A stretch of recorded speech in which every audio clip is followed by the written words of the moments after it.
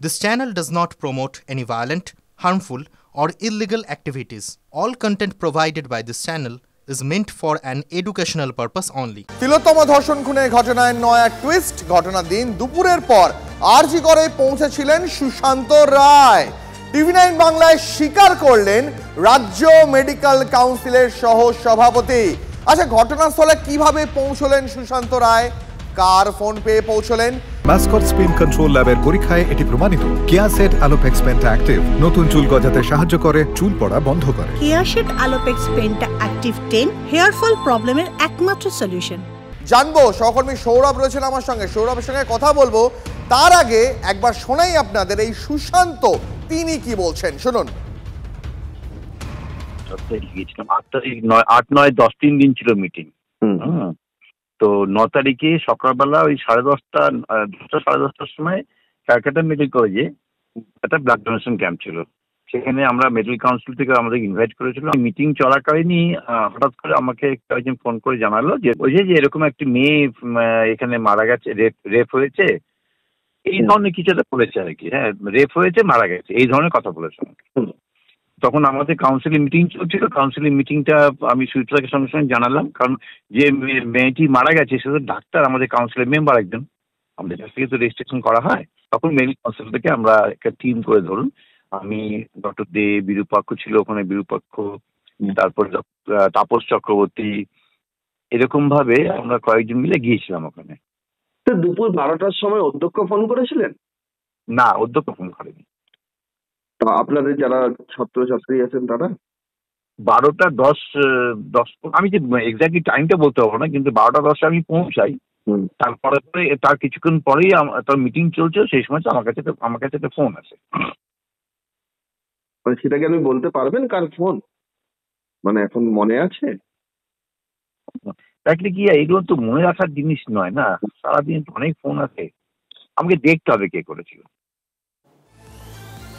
কথা বলবো সৌরভের সঙ্গে। সৌরভ, এ তো নয়া টুইস্ট একটা গোটা ঘটনায়। আচমকা ঘটনাস্থলে কেন পৌঁছলেন সুশান্ত বাবু, কেন তিনি সেমিনার রুম পর্যন্তও গেলেন, এ তো গোটা ঘটনায় কার্যত একটা নয়া দিক নির্দেশ পেয়ে গেলাম আমরা।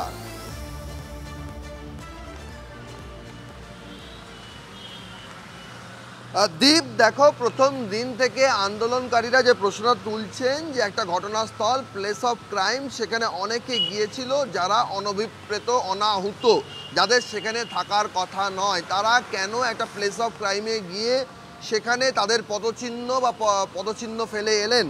এবং এমন একটা ঘটনা যে 9 তারিখের পর 10 তারিখে যেখানে এভিডেন্স ট্যাম্পারেরও অভিযোগ উঠেছে, ভাঙাভাঙির যে ঘটনাটা সামনে এসছে, সেই ঘটনা থেকে সেই অভিযোগ উঠেছে। এবারে সুশান্ত রায়ের বিরুদ্ধে অভিযোগটা কি? সুশান্ত রায় উত্তরবঙ্গ লবির প্রকাশ্যে মুখ, তাকে সবাই চেনেন যে তিনি উত্তরবঙ্গ লবির প্রকাশ্যে অন্তত তিনিই মুখ। সেই সুশান্ত রায়ের বিরুদ্ধে কারা অভিযোগ করেছে? আইএমএ অভিযোগ করেছে, association of health service doctors, West Bengal doctors forum সহ 6টি চিকিৎসক সংগঠনের যে যৌথ মঞ্চ আছে, তারা একেবারে প্রকাশ্যে এসে সাংবাদিক বৈঠক করে অভিযোগ করেছেন যে সুশান্ত রায়রা তাদের দলবল নিয়ে কে ডক্টর সুশান্ত রায়, ডক্টর অভিক দে, ডক্টর বিরূপাক্ষ, ডক্টর সৌরভ পাল, এনাদেরকে নিয়ে অকুস্থলে গিয়েছিলেন, যারা ঘটনার চক্রে, স্বাস্থ্যক্ষেত্রে সকলেই অধ্যক্ষ সন্দীপ ঘোষের ঘনিষ্ঠ হিসেবে পরিচিত। এবং পুরো যদি ফোনটা তুমি যদি শোনো ভালো করে, তাহলে দেখবে ডক্টর সুশান্ত রায়ের মুখ দিয়ে যে নামগুলো বেরিয়ে আসছে, কোন কোন নাম: সুদীপ্ত রায়, ডক্টর অভিক দে, সৌরভ পাল, ডক্টর বিরূপাক্ষ বিশ্বাস। সৌরভ, যতগুলো নাম তুমি করলে সৌরভ, তার মধ্যে একাধিক নাম শাসক দলেরও ঘনিষ্ঠ, এমনটাই অন্তত আমি জানি। আমি ঠিক বলছি না ভুল বলছি? তুমি বেটার বলতে পারবে।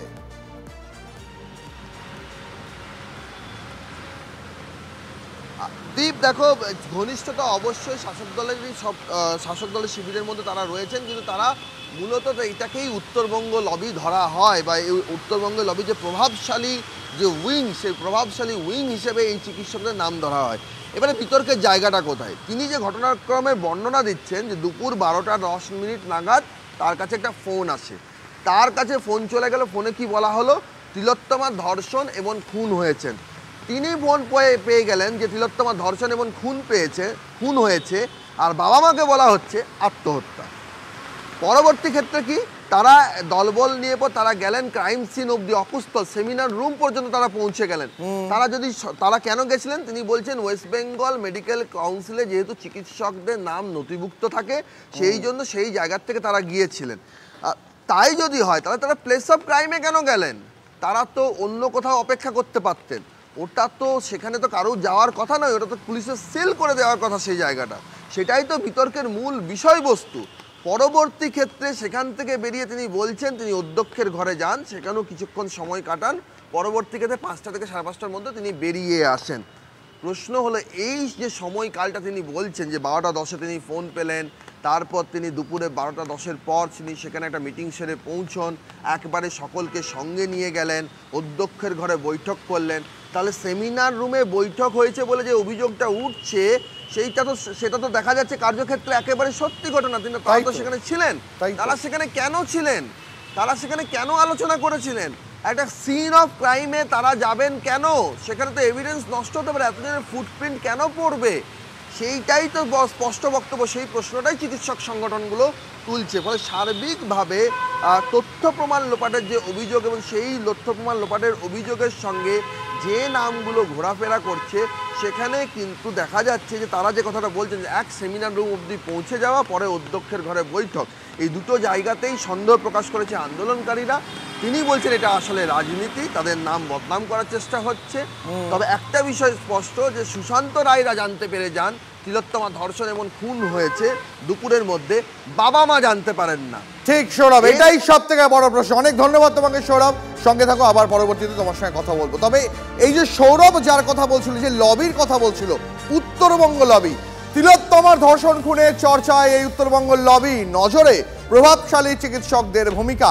চিকিৎসক মহলে এই উত্তরবঙ্গ লবির দাপাদাপি নিয়ে সরব চিকিৎসক এবং যারা আন্দোলন করছেন তারা প্রত্যেকে। এই প্রভাবশালী লবি নিয়ে এবার মুখ খুলছেন বিরোধী রাজনৈতিক দলের নেতারাও। তারা অভিযোগ করছেন যে স্বাস্থ্য দপ্তরের পোস্টিং থেকে শুরু করে যাবতীয় বড় বড় সিদ্ধান্ত সমস্তটাই নিয়ন্ত্রণ করে এই উত্তরবঙ্গ লবি। এই সন্দীপ ঘোষ, সুরিতা পাল, তারা প্রত্যেকে ওই উত্তরবঙ্গ লবিরই একটা অংশ, এমনটাই বলছেন চিকিৎসকরা। বেশ কিছুদিন ধরে এই সমৃদ্ধ এবং ঐতিহ্যশালী মেডিকেল কলেজটাকে একটা অদ্ভুত আবর্জনার স্তূপে, একটা ধাপার মাঠে পরিণত করার দিকে চক্রান্ত করে এগিয়ে গেছে এবং নানানভাবে এটাকে ধ্বংস করার পথে এগিয়ে গেছে। তাদেরকে যেন কোনো রকমভাবে পুরস্কৃত করার দিকে এগিয়ে না যাওয়া হয়। মেডিকেল শিক্ষার ক্ষেত্রে গত 4-5 বছর ধরে টোকাটুকি এবং অন্যান্য দুষ্কর্মের যে একটা চক্র তৈরি হয়েছে এবং সেই চক্রই আজকে দাঁড়িয়ে যে দুর্বৃত্তগুলো আমার বোনকে কেড়ে নিয়েছে, এই রকম দুঃখজনকভাবে তাদের একই যে মাথা, একই যে রাসের জায়গা, সেইটা আজকে ভাবনা চিন্তা করার সময় প্রত্যেকের সামনে এসছে, কিন্তু এর বিরুদ্ধে রুখে দাঁড়াতে হবে। এই উত্তরবঙ্গ লবির মাথা সুশান্ত রায়, তিনি আমাদের IM এর নিজে লিখলেন যে আমরা একদম প্রশাসনের উচ্চ পর্যায়ের নির্দেশে আমরা এখানে এসেছি এবং রয়েছি। যেদিন হয় আমরা যেটা জানি, বহু রাত অব্দি বহু লোক মিলে প্রিন্সিপালের অফিসে মিটিং চলেছে, এবং প্রিন্সিপাল তাদের সাথে মিটিং করতে পেরেছেন। কখনো তৎকালীন প্রিন্সিপাল সন্দীপ ঘোষ, কখনো একটি মেয়ে আমাদের চলে গেল, তার মা বাবা আনছে নিচে, তার সাথে এসে একবার দেখা অব্দি করেননি। কি মিটিং চলছিল আমরা দেখেছি। যাকে নিয়ে বিতর্ক, তার নাম আমি করতে চাই না, যে তার সকালে অর্ডার হয়েছে, বিকেল বেলা তার অর্ডার বদল হয়ে গেছে। সৌরভ দত্ত কোনো বিশেষ ব্যক্তি তো নয়, তিনি একটা সংগঠনকে রিপ্রেজেন্ট করেন এবং একটা দায়িত্বশীল সংগঠক, এবং শুধু দায়িত্বশীল নয়, তিনি IMA স্টেট ব্রাঞ্চের প্রতিনিধি। ফলে তিনি যখন একটা অভিযোগ করছেন, তার সারবত্তা আছে বলেই আমরা মনে করি, এবং যে অভিযোগ উনি করেছেন সেরকম খবর আমাদের কাছেও আছে। দেখুন, পলিগ্রাফ টেস্ট করলে তো সবটা জানা যাবে না। পলিগ্রাফ টেস্ট করলে যেটা বোঝা যাবে তিনি সত্যি বলছেন না মিথ্যে বলছেন। যারা এই 12 দিন ধরে এখনো পর্যন্ত কি হয়েছিল তারাও সহযোগিতা করছেন না, বা তাদের থেকে সহযোগিতা পাওয়া যাচ্ছে না, আমরা সঠিক কে ঘটেছিল বলতে পারছি না। ফলে এটা একটা তদন্ত সাপেক্ষ ব্যাপার।